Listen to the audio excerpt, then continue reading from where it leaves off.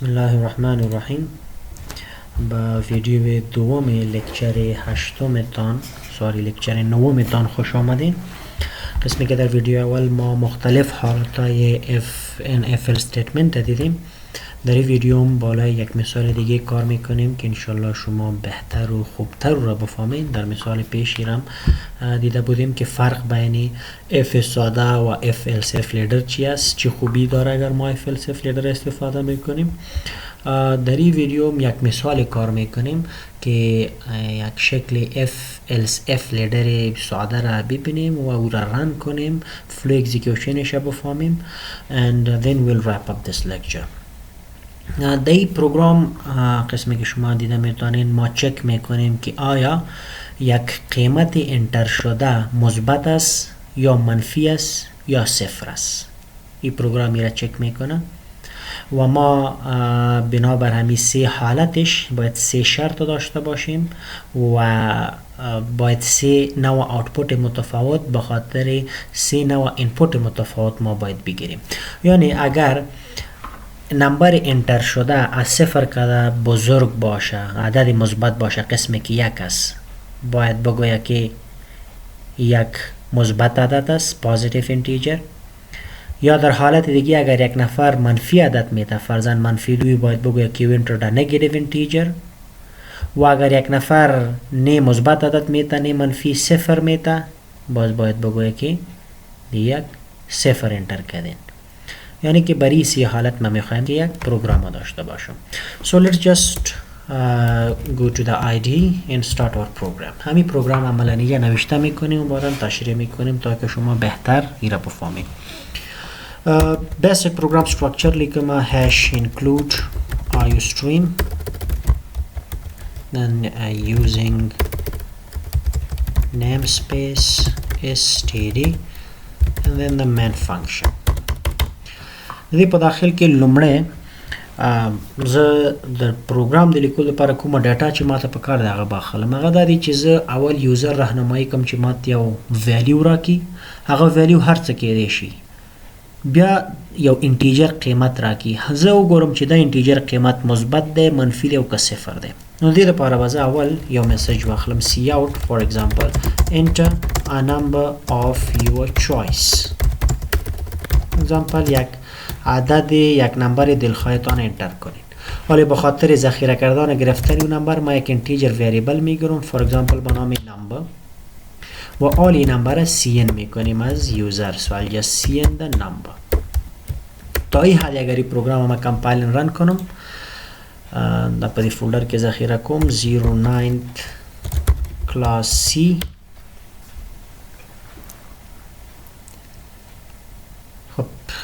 ګوره تاسو لیدای شئ چې موږ ته وایي چې enter a number دا میسج بیا ویریبل کریټ کیږي. ناو if I enter a number مثلا 10 ما نمبر اخلي او په دې نمبر ویریبل کې ذخیره کوي. اوس د دې نمبر ویریبل قیمت په واسطه باندې دا فیصله کوم چې آیا دا انټر شوی نمبر مثبت دی که منفي دی او که صفر دی. دا به څنګه معلومو؟ موږ په دې پوهیږو چې ټول مثبت اعداد د صفر څخه لوی دي. یعنی اگر ما میخوایم را چک کنم که عدد انتر شده مثبت است، ما باید را چک کنم که قیمت انتر شده از صفر کده بزرگتر است کلانتر است. ما میگم اگر قیمت انتر شده یا ویلیو از این ویریبل نمبر از صفر کده کلان بود، ما دعوا کده میتونم گفته میتونم که مثبت عدد است. به شکل که فرضاً من نوشته میکنم f قیمت از این ویریبل قیمت نمبر اگر بزرگتر از صفر بود او هر چقدر بزرگ باشه کلش مثبت عدد حساب میشه.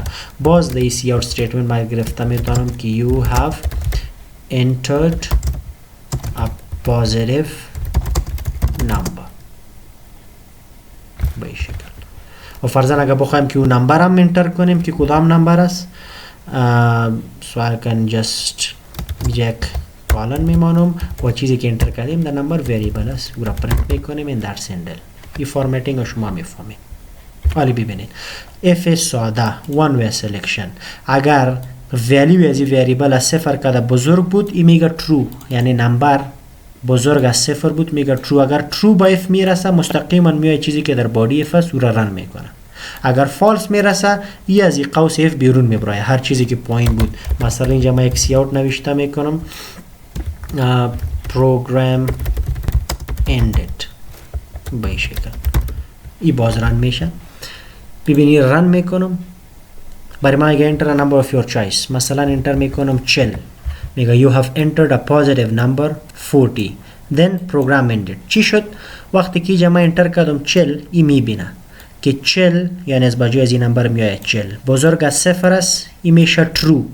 با if که true میرسه چیزی که داخلی فسوران میشه میگه you have entered a positive number 40 او را ما آوتپوت گرفتیم.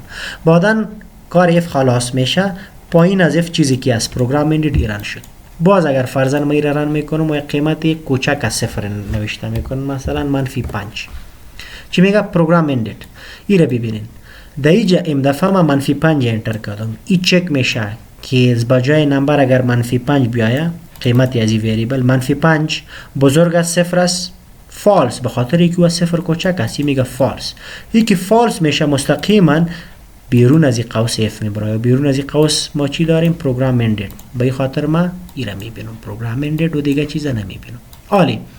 ما میگم که درست است اگر قیمت از صفر کده بزرگ بود برای ما گفت که عدد مثبت است این بخش رن شد. ولی اگر او قیمت از صفر کده کوچک بود باز بیرون از اف میبره باز برای ما چیز رن نمیکنه. یعنی برای فالس بودن کاندیشن اینا میفهمه که چی کنه. اگر ما بخوایم که برای فالس بودنش هم یک چیز رن کنم باز اینجا با اف ما الس علاوه کرده میتونم. دلتا الس چو اوس که چیرته کاندیشن ترو کیږي نو د اف لومړی برخه رن کیږي د اف بلاک او الس نه رن کیږي.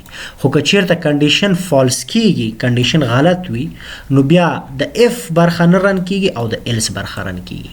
اوس دلته په الس پارت کې ځلې کومه سی اوټ فار ایگزامپل یعنی که نمبر د صفر نه لوی نو بیا به منفی سوال جست رایت یو هاو entered دا کاپی کوم دا میسج کاپی کوم مکمل او دلته پیست کوم you have entered positive negative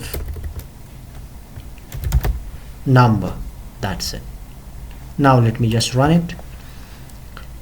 مثلا که دلته نمبر انتر کوم دیرش ما تو you have entered a positive number 30 and program ended. okay اوس که فرضاً زه انتر کوم دلته منفی 90 میگه you have entered negative number -90 in program ended. درست است برای هر دو حالت.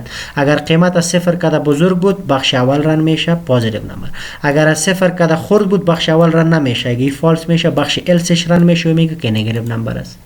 ولی ممکن یک نفر خود صفر انتر کنه باز چی؟ صفر باز میگه که you have entered a negative number 0 صفر یا 0 ای نگاتیو نیست یعنی که غلط است. به خاطر که برای هر حالت دیگه که ای حالت نباشه الس پارت رن میشه. یعنی که قیمت اگر از صفر کده بزرگ بود ای شرط درست بود بخش اف کاندیشن رن میشه بخش السش رن نمیشه. ولی برای هر حالت دیگه که ای را فالس میکنه باز برای کلی حالت ها الس پارت رن میشه و اف پارت رن نمیشه. قسمی که برای صفر اینجا میبینه صفر بزرگ از صفر است نو فالس شد میای ای را برش رن میکنه. ولی ما نمیخوایم که برای صفر رن شود. ای برای اعدادی که کوچکتر از صفر هستن برای زو باید رن شود. سو وات چی چی باید کنیم؟ اینجا در ایلس ما باز یک شرط میمانم تا که در هر حالتی رن نشه نگاتیو در هر حالت رن نشه. باز اینجا در ایلسش ما یک اف مانده میتونم گفته میتونم که اگر نمبر از صفر کده کوچک بود بازی باید رن شود. حالی ببینین اگر نمبر از صفر بزرگ است میگه که پوزیتیو. اگر بزرگ نیست از صفر کده غلط شد میای با الس پارتش. در الس پارتش بازی در هر حالت رن نمیشه. در الس پارتش باز یک شرط ماندیم گفتیم اگر نمبر کوچک از صفر بود باز باید بگه که you have entered a negative number. حالی را رن میکنیم. فرضاً نمبر باشه سی میگه پوزیتیو نمبر است درست است بازی را رن میکنیم. مثلا این باشه -1 میگه نگاتیو نمبر است -1 درست است. ولی ما بازی را رن میکنم اگر صفر انتر میکنم هیچ چیز برای من نمیگه میگه پروگرام اندد. نه از ایران شد که بگویا پوزیتیو و نه از ایران شد که بگویا نگاتیو. به خاطر که در این پروگرام ما برای صفر هیچ کدام حالت نداریم. این حالت اولی که است وقت رن میشه که قیمت از صفر بزرگ باشه. این حالت دوم وقت رن میشه که قیمت از صفر کوچک باشه. خود صفر اگه بود نمیکنه قبول. باز برای ما چی مانده میتونیم؟ ما میگم که اگر قیمت یا نمبر از صفر بزرگ بود خب میگه که پازیتیو است، اگر نبود میایه با الس. در الس ما چک میکنم که اگر از صفر کوچک بود میگه نگاتیو، اگر نبود یعنی کی حالتی است که نه از صفر بزرگ است نه از صفر کوچک است. در این حالت حتما خودش صفر است. باز در الس پارت ما اینجا گفته میتونم که سی اوت you have entered zero itself، خود صفر انتر کردین and that is end L. now if I run this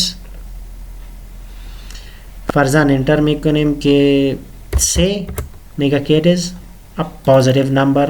alright باز را رن میکنم میگم منفی 6 میگه که it is a negative number. اوکی باز را رن میکنم مثلا 0 میگه که you have entered zero itself. fine عالی برای هر سی حالتی کار میکنه.